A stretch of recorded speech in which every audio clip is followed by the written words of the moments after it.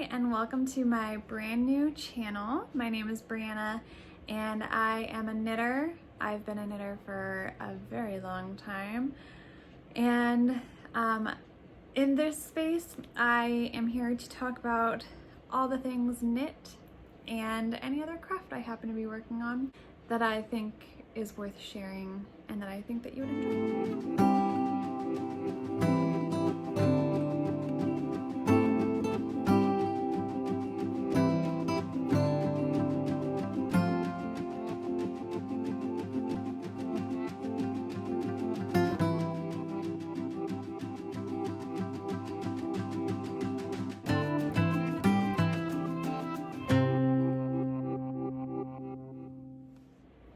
So a little bit of like actually kind of fun and interesting backstory. I have been knitting for a very long time. Like I said, I started knitting when I was, I think 7, maybe 8, but I want to say 7. And I had previously been introduced to the crochet chain stitch when I was about 5 years old. And my mom gave me like a whole skein of red heart and just said, go at it, and gave me a crochet hook, and I just made chain. That's all I knew how to do.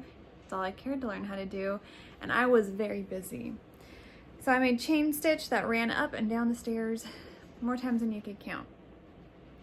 And then I got a little older and a little bit more capable of focusing on things, and it just grew from there. Actually, the first person who taught me any kind of actual knit stitch was my cousin, and her grandma from her mom's side had taught her.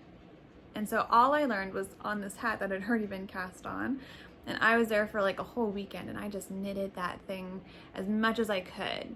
And I think it got to the point where she was like, you have to stop because we have to somehow we make it smaller, and I don't know how to do that. So I don't know whatever happened to that hat, but those were my first stitches, my first real knitting stitches. And from there, I know that I was very interested in it, and eventually my mom crocheted, so I learned a little bit of crochet, but I never really flourished in it. And then eventually I did finally meet a lady at a local craft shop who had a knitting class, and I paid to take lessons from her, or just basically be in her class. And I think I was like the only one there. But I never really made anything. I didn't really understand that concept of fully actually making a thing. So the first thing that I made with her was actually a crocheted hat, and I will add a little photo because it truly is a masterpiece. I do still have it. And then from there, I made a lot of scarves. I went into middle school, high school, was a very busy person. And my first sweater, I knit up in, I call it Bernat because I don't particularly care for it. But if it's Bernat, I apologize. But Bernat satin. And I will also have a picture of that. It's one of my favorite sweaters still, just simply because of the design of it. I was so enamored with this. It was the cover of a Sublime, I believe is the brand, book. And I spent like $20 or something on this book, and I had never spent money on a pattern before, and it was revolutionary for me to even consider that. So I dove into my mom's stash, and she always crocheted with acrylic, so that's what was available, and that's what I used. But yeah, I still have and love and wear that sweater quite often. And I actually wear it to a lot of holiday parties. When I want to feel fancy, I wear my acrylic sweater. Who'd have thunk? I am actually currently a mother of one with one on the way. So if I'm ever sitting here and you're like, why is she out of breath? It's because there's not a lot of room in here currently. I'm due in March, and it is December. And that's really honestly why I'm actually here, is to start this channel as kind of a motivational tool to help me knit through my existing stash. I have made it a point to tell myself that we are not buying yarn. I don't even think I actually have any yarn on my Christmas list. That's how serious I am. I'm not buying any more yarn until I have worked through a significant amount of what I already have. And I must say, I am really doing it. So let's get into the projects that I have actually started and finished, as well as the next project. I'm laughing and you'll probably hopefully giggle too in a second. But anyway, let's just dive into it. You'll see what I'm talking about. So in my second trimester of pregnancy, I dive into a lot of insomnia, and I've been watching a lot of other YouTube knitters and their vlogs or podcasts, whatever they prefer to call it. And I found Florence Miller, Handmade by Florence, and she is like, I don't know, I guess kind of a little sock queen, if you will. And I think that I was kind of like almost hypnotized into being a sock knitter. I've never been a sock knitter. Just at the beginning of November, I went to a fiber festival where I made a very fast friend. And we were sitting there talking, she leans over and she's like, "Do you knit socks?" And I told her, well, I knit one sock and then I never really make the next one. Or if I do, like, I'll make the first sock, not really like how it turned out, start the second one anyway to be like, whatever, I'll just wear them around the house, and then never really finish it. So I just think it's funny that, you know, almost only a month ago exactly, I was like, no, now I have knit this pair of socks. This is the Petal Drop sock pattern by Florence Miller. You can get it for free if you would like to. She did like a tutorial on how to knit socks, and this was the pattern. And I happen to have this Cascade Heritage sock yarn that I had no other plans for. So I made these socks, and they're very cute. I do really like them. Very lacy. Here, I'll just hold one. Very lacy. And I wore them on the day that we had our new couch delivered, which is one of the other reasons why I started this channel, is because I felt like I finally could sit on a nice couch and talk to you. But my door was open and it was like 40 degrees Fahrenheit outside, and my little feet got very cold in these lacy socks, as beautiful as they are.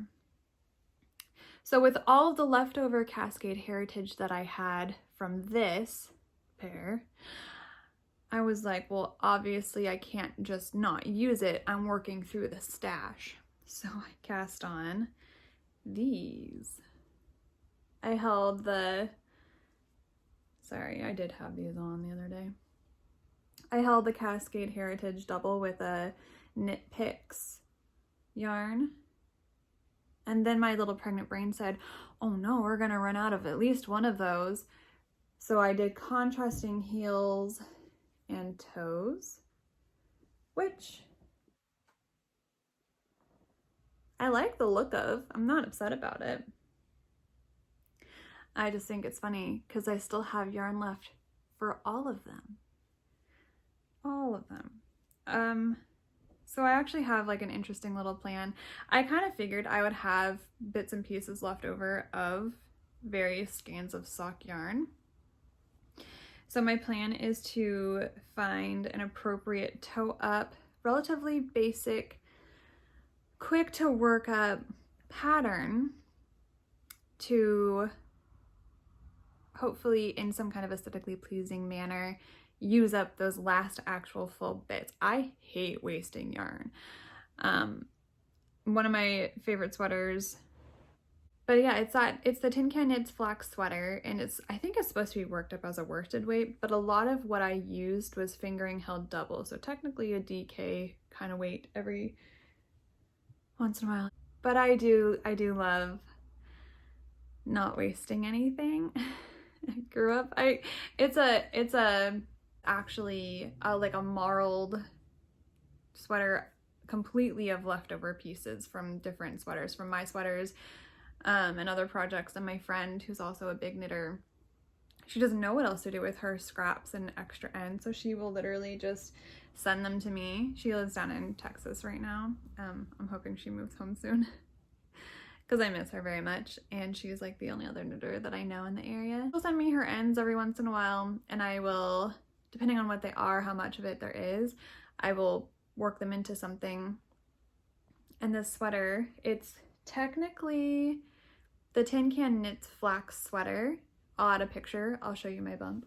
Like a trauma response, I suppose, from my childhood. I grew up and we had limited funds, and so there was no wasting of anything, and you finished everything on your plate. And thankfully my life is very different now, but every once in a while I find these things that have just stuck, and I'm okay with it. I would rather use the yarn than throw it away, you know. It's not, especially if I can turn it into something that I really like, which I do with this particular sweater. I've also knit little sweaters for my kid that way, and I honestly love how they turn out, because you can go as rogue as you want. So anyway, part of what I have done in this clear the stash, because the stash that I currently have is in our office, and our office is going to be turned into the nursery, and this office is very, very full of a lot of yarn. Not books so much anymore, I moved all the books out of there, but a lot of yarn. And for whatever reason, my brain is like, yeah, okay, we're gonna knit socks because you've seen enough socks on someone's channel. So I found all of my sock yarn, so anything that had any kind of nylon content, and it's all in one bag. And it's not a huge bag, and for whatever reason, I'm convinced that that is like such a massive dent in the stash. I'm convinced it's a big dent in the stash to have all of these sock yarns held aside to make socks with, when I could be making things like sweaters that'll use a lot more yarn. It's one of the mysteries of being pregnant. So I have another sock that I cast on, and I cast this bad boy on yesterday morning, and then we had a function in the afternoon. By the way, pattern details will be in the description with a link to my Ravelry, just straight to my Ravelry, so that you can look through anything if you would like to. But I started this yesterday, I cast on, and I probably got not that far, and then I worked on it. Show you the pretty side. Worked on it for a while last night and fell asleep. Yay. And then had my insomnia kick in. So I worked on it. I woke up about 5 o'clock, which is not like terribly early. I'm sure a lot of people are like, that's when I always wake up. That's not when I always wake up. And I'm growing a human. So anyway, I woke up, worked on it for a while my partner slept next to me snoring. And then got up, made a pot of coffee, and kept working on it. So I've now turned, it's supposed to have a stockinette heel, but my yarn, it's Knit Picks. I do not have it handy. It's a Knit Picks yarn that I think is 80% merino, 10% cashmere, 10% nylon. So that 10% nylon is so small that I'm nervous about it being very, like, having any strength. And then cashmere being such a delicate fiber, it's such a short staple length typically, that's why it pills so badly. I'm like, I don't want to go ahead with a stockinette heel if I could do the slip stitch heel and hopefully have it last a little longer, a little better, a little longer. So here we are. This is the current progress on sock 1 as of about 24 hours. And I'm still figuring things out with socks. Both of my other pairs of socks are, maybe somebody comment below and tell me, are all handmade socks just always kind of loose unless it's like a full ribbed sock? Because mine kind of are. You know, I feel like my gauge is pretty close. I know that these stitches are teeny tiny, and so I don't know. I've been knitting for a really long time, and I feel like I have things figured out. in my current state, it's hard for me to fully express what it is I'm trying to say. But my gauge seems fine when I compare it to the patterns, and I aim for that 1 inch, 2.5 centimeters negative ease, but I still feel like they're just always so floppy. And then when I'm knitting along on the foot and the patterns, you know, they tell you knit until this much remains of like the length of your foot, and I do that, I'm like, I feel like these could be just a smidge fewer like rows, rounds, and like perhaps fit a little better, but I'm not confident enough in my sock knitting to like push that envelope and try something different. So I have a lot of house socks, I guess. And I suppose maybe if push comes to shove, my cashmere and only 10% nylon socks will be house socks as well, which isn't the worst thing ever. I am a stay-at-home mom, and I need socks on my feet when I'm in the house. So that is my current. I've gone through, I haven't even technically finished a skein, you guys. I've knit a lot of stitches and I technically haven't even finished one skein. So anyway, pray for me and that office space because the kid is gonna need a nursery. Moving on to the actual project that's going to leave a visible dent in that space. It is the Polyrhythm Pullover by it's either Johanna or Johanna, but I'll link the pattern. I've tested for her before and I just don't know how to say her name properly. She's also kind of local to me, so that's fun. But yeah, I tested her blueberry pie sweater and that was an absolute joy to work up. I actually had been in a car accident, and so knitting was about as much as I could do. So I did. And I made that. I'll show you a picture. And then I tested her mittens. Those were also very cute.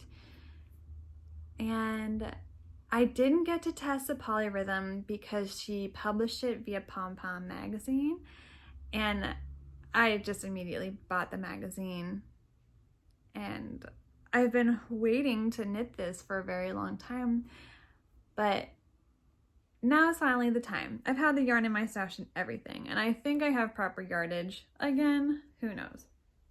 But her pattern calls for a wool. She used a wool, like 100% wool in her pattern and for the samples, and I said no thanks, that sounds really itchy. So I went, it was Barocco still though, so I went and I got Barocco's Ultra Alpaca. So it's 50% fine alpaca and 50% Peruvian wool, and these are the beautiful colors. Let's see what we've got here.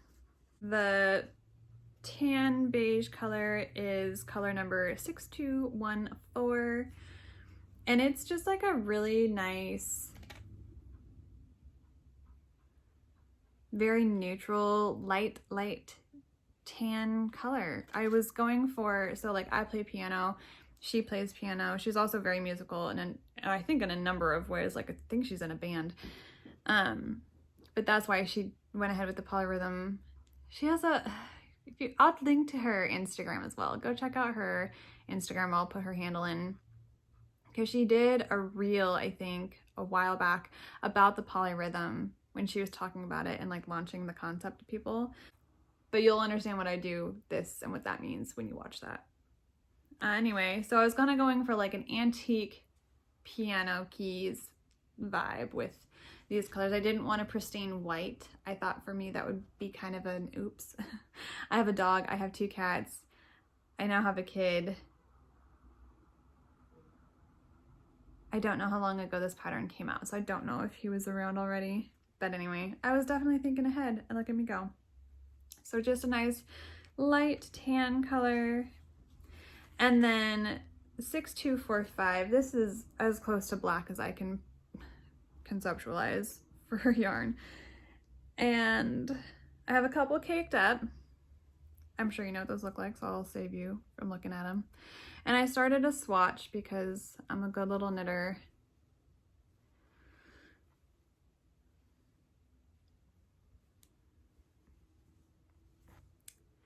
And I've done a lot of color work. I feel like I've done a lot of color work. I've ripped a lot of stuff out, so there's not really a whole lot of evidence of all the knitting that I've done in my life. But I've never caught my floats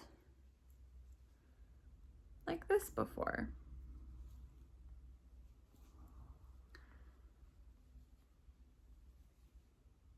So if I can think of, I know I can't think of what the technique is called, but I will look in the pattern and I'll like put a little note up here if it has an actual term for it. But basically you just go to like the middle-ish part of a section, so like this whole black section, and I think that's 8 stitches. Anyway, about the middle of it, you essentially, on the wrong side of your work, add an additional stitch, and then you purl in that stitch with the yarns between. Let me see how I can say this without it being completely confusing. So you have the front of your work. So like the tops of my hands are forward facing. So you've got the front of your work, and then you've got that extra stitch happening in the back of your work. But when you look at it, you are technically actually seeing V's. It's just spread out because there's no context around each stitch. But you bring your yarns between those layers when you get to that extra stitch in the back, so that it doesn't, like, they don't ever tangle around each other in any way. Like, it's the most bizarre. I wonder if it's actually kind of like jacquard stranded color work. I've never tried the technique. But I don't think I read that word when I was looking at this pattern. It was just described as a way to catch your floats. So anyway, I've never done it, and that's kind of mostly what I'm practicing. Oh, you can kind of see right here. So you do your extra little stitch in the wrong color, technically, and that's how you're catching your float in the back. Anyway, perfect explanation of something that I don't know what I'm doing with. But yes, that should utilize an actual amount of yarn. It was one of the funniest things. So I cast this swatch on because I actually want the sweater to fit nicely, and got this far in it, about halfway through what I would want it to be to like actually like, you know, soak and dry and measure to get an accurate reading off of. I was like, well, I should probably cast on a pair of socks because I know that this stranded color work is going to be exhausting, which is where that came from. So we know what my little pregnant brain is hyperfixating on, and I'm okay with it because it's all, every stitch is a stitch in the right direction, I suppose. I have, oh, that was the other thing I was gonna do. I was gonna look at what's on my Ravelry. That's the other thing. My goal in cleaning up this this office to transform into a nursery is to also use patterns that are already in my library. So like essentially the final objective is to not be spending any additional money on this project of working through what I've got going on in there. So no extra money on yarn, no extra money on patterns. I have so many beautiful patterns. I have so many beautiful free patterns, and I have no good reason to not be knitting them. So while I have kind of deep dived, how's my grammar, into the sock world, and I did need to find a few sock patterns, and find I did.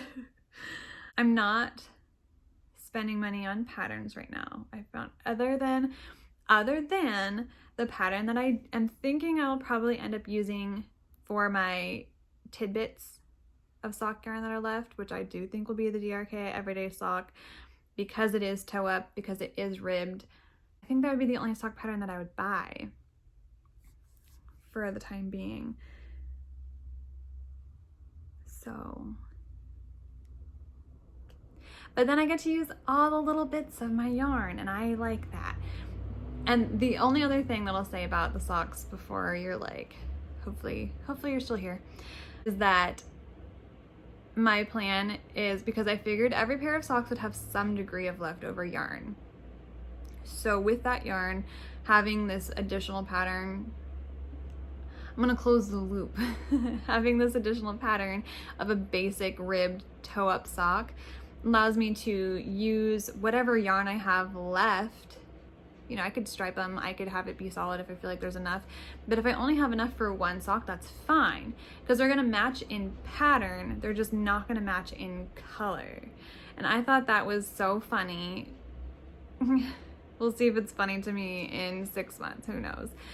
But that's my, there it is. I landed the plane, we did it, and we made it. Everyone survived, I think. I already actually have yarns picked out for particular patterns and like individually bagged, so this shouldn't be too painful. I'll get to the point, I'm sure, where I have finished a sweater or two and I'm gonna need maybe some assistance. We could like vote on it, of what might be a good option for a particular yarn or particular color. We'll see what my little brain's doing, but that's the only thing I can think of, because I do have a few one-off skeins, and I'm okay with buying some yarn if it means that I will use what I have, but I have to buy it for a project that I will be casting on when that yarn arrives. So I have to be responsible in all of my choices. I do believe that's all I have for today. I hope that wherever you are in the world, you are enjoying what's happening around you. I hope that you are safe and loved. And I also hope that I will see you here at my next little chat.